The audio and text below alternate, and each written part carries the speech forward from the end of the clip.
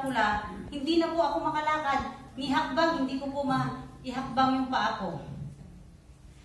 Kinaumagahan, dinala po ako ng hospital. Pagdating po dun sa hospital, kinarga na nga lang po ako nila kasi hindi po ako makaakyat ng sasakyan.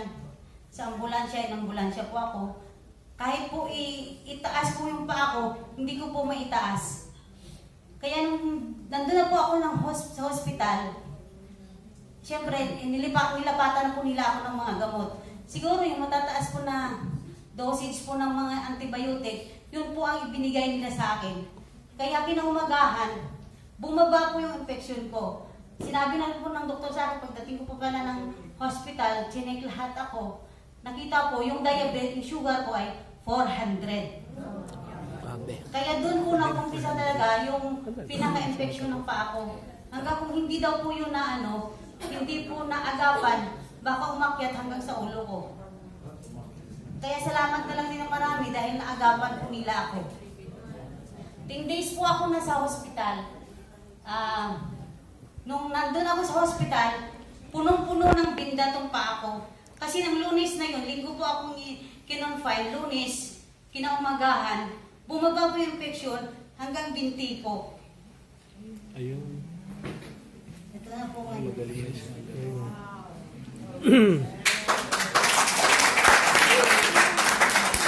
Nung bumaba po yung infection sa binti ko, pumutok-putok po yan. Opo, yung pong balat ko, parang nabanlian po siya ng tubig. So nung humupa na po yung bigla siyang puputok na talagang nagtutubig, na kulay dilaw po yung tubig. Hindi po siya nanganganak hanggang sa dumami na puno po itong buong binti ko. Kaya nung 9 days ko sa hospital, wala naman pong pagbabago. Kung titingnan ko doon sa sugat ko, wala pong nagbago sa sugat ko. Lumalala po siya dahil nanganganak po siya, dumadami yung sugat ko. Pero yung sugar ko, medyo na bumaba. Na-control po dahil sa pinapainom po sa akin. Ini-insulin po ako nung nasa hospital po ako. 9 days na po ako sa hospital, may nakakakilala po ng kasamahan ko sa trabaho na isang kasama din po namin na kaibigan ko. Ibinalita po niya doon sa kaibigan ko na nasa hospital daw po ako. Agad niya naman po ako pinuntahan ng araw din pong yun. Nagulat siya sa akin kasi bakit daw nakabalot ng benda yung paa ko. Hindi din po nila alam na ganon kalala yung sugat ng paa ko dahil kumbaga nakabalot pa. Kinahaponan, binalikan niya po ako, nag-usap muna kami tungkol sa Portier Placenta. Doon ko po nakilala si Portier Placenta nung araw na yun. Kinausap niya po ako tungkol kay Portier Placenta, ngunit hindi ko po naiintindihan dahil ang unang inisip ko, yung halaga kung paano po namin mabili ang produktong ito. Dahil sa totoo lang, wala naman po talaga kaming sapat na pera para bumili ng produktong ito. Hospital pa lang po, hindi na po nababayaran. Kaya nung hapon, binalikan niya po ako ulit. Sabi sa akin, bahala na, basta iwan mo yung isang bote, inumin mo. Tama-tama naman, nung hapon na yun, bumalik siya, dumating si doktor. Doon niya nakita, dahil dinressing ni doktor po yung paa ko, binuksan po yung benda, nakita niya at tumampad sa kanya na ganun pala kalala yung sugat ng mga paa ko. Kaya agad niya nang pinicturan. Nagpaalam pa siya kay doktor, sabi niya, Dok, pwede po bang picturan ko kasi gusto ng mga kapatid niya makita kung ano daw po yung kalagayan ng paa niya. So, pumayag naman po si doktor, pinicturan. Isinend niya po agad yun sa mga kapatid ko. Nung na-send niya sa mga kapatid ko, makita ng mga kapatid ko, naawa sila sa akin, gulat na gulat, dahil sa nakita nilang kalagayan ko. Hindi ako makalakad. Isang buwan akong hindi nakalakad. Ang pagkakaalam ko noon, yung wheelchair na lang ang magiging buhay ko at katuwang ko sa paglalakad. Pero salamat ng marami dahil talagang ginamit ng Diyos yung kasangkapan yung produktong ito, si Portier Placenta. Pati yung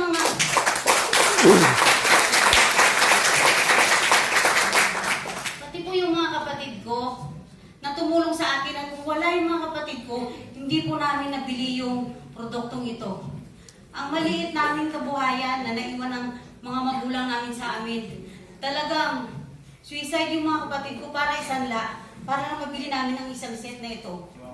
Yung isang bote sana nabibilhin lang sa namin, pero nag-decide yung mga kapatid ko na isang set na. Kung yun naman talaga, sabi ng kapatid ko, ang makakatulong at paraan ng Diyos na para gumaling ka, bahala na po kami sa buhay namin dito. Kasi gagawa din kami ng paraan para mabuhay.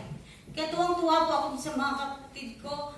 Kasi kung wala sa kanila, baka sa ngayon, wala na po, putol na siguro yung paa ko. Kasi sinabi na rin po ng doktor sa akin, nasabi niya kung wala po talagang lunas, talagang anuhin na lang natin, putulin natin, kaysa pumalat pa daw ng marami pa. Kaya nung dumating po si Portia Placenta, nung mga panahon na yun, ininom ko na po yung oras na yun, yung gamot na ito. Kahit ako, hindi ko alam, kasi ang una-una pong nararamdaman ko, sobrang sakit. Lahat po ng sugat na yan, masakit na masakit. Hindi ko malaman kung sa sugat o sa buto po nang gagaling. Yung mga ano na yun, yung sakit na yun. Pero naisipan ko, hindi ko po naisipan na ihinto yung gamot na pag-inom na ito. Kasi ang inisip ko yung effort ng mga kapatid ko sa akin na kung wala sila, hindi po ako makakabili ng gamot ng produktong ito. Kaya nung unang inom ko po ng Portia, pangatlong araw, doon po lumabas lahat yung sakit ng nararamdaman ko. Tapos tumawag po ako doon sa bigay sa akin ng Portia kung bakit ganito po yung nararamdaman ko. Ang sagot naman po nila ay, tiisin mo kasi talagang ganon. Ibig sabihin lang, umiepekto na po yung gamot at yung cells na nawala dun sa paa mo, yun ang una-unang pinupunuan ng stem cell therapy na ito. Kaya umabot po ka ng 3 weeks, bumalik po ako ng hospital for follow-up check-up ko. Nagulat po si doktor nung mabuksan niya po yung benda kasi umalis po ako ng hospital, nakabenda yung paa ko. Pagbukas niya po nung paa ko, tuyo na po yung mga lahat ng sugat po yun.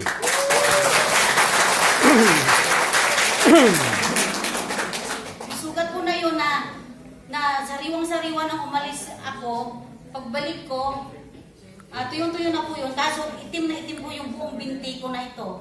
Pero ang mahalaga, nandun, tuyo na po yung sugat. At yung mga sugat ko noon na medyo mukha ko kayong nagbubutas-butas, medyo umaalsa-alsa na po yung mga laman-laman niya.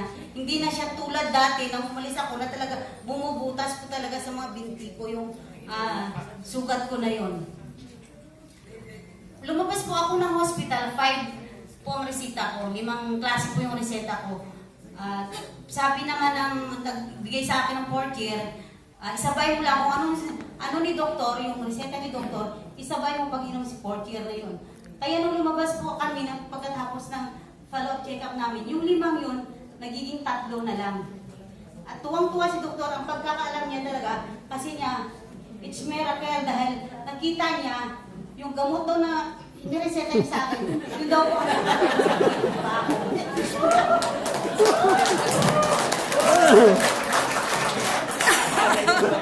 tama nga po yung sinabi ni Father sa akin na bahala na daw kung Diyos na daw nakakaalam na sa pagsisinungaling namin. Dahil una-una hindi namin sinabi sa doktor na nag-take po kami ng Portia Placenta.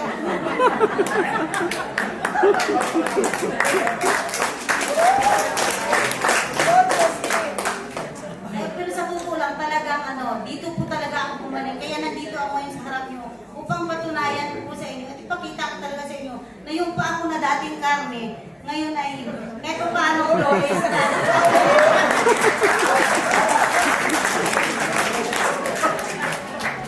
Tama nga po yung sinabi ni Ma'am Carrie na yung itsura ko noon talagang totoo yun. Sabi nga po nila, pag nakita ako, ang anak ko daw po ay apo ko. Lagi po nila sinasabi na, apo mo, sabi, ang totoo, anak ko po yun. Pero ngayon po, nung makita ako, mas bata na po ako sa anak ko.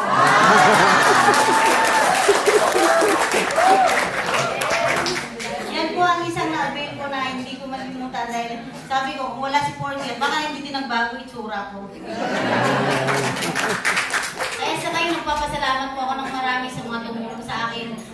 po nasa Panginoon Diyos na ginamit na kasangkapan yung produkto ito para po gumaling ako sa aking suga, sa mga sa karamdaman ko. Plus, bonus ko po yung hypertension ko na dati po ako nagwa 160, 180. Ngayon, nagiging 120, 130. Over 90 na lang. Maraming salamat din po sa mga taong tumulong sa akin. Una-una kay Ma'am Beth.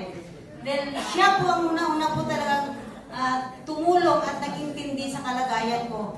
Dahil sa totoo lang, wala naman po talaga ako pang gustos para pambili ko ulit ng gamot na ito. Sabi ko, kasi nakainom naman na ako ng isang therapy, one set therapy na yon. Nagiging masaya na ako dahil malaki ang nagiging resulta ng kalagayan ko at ng katawan ko. Talagang bumalik na po ako sa dati, pero sa ngayon, binigyan po nila ako ng pagkakataon na matuloy-tuloy ko po yung Panginoon na yun. Salamat po ng marami, ma'am. Sa ngayon, nakabalik na po ako sa sa trabaho ko. Salamat naman ng marami. Yung 4 na buwan kong pong hindi pagpasok sa trabaho. Ngayon, nakabalik na po ako. Ito na po ako ngayon, buhay na buhay, malakas. Maraming salamat po.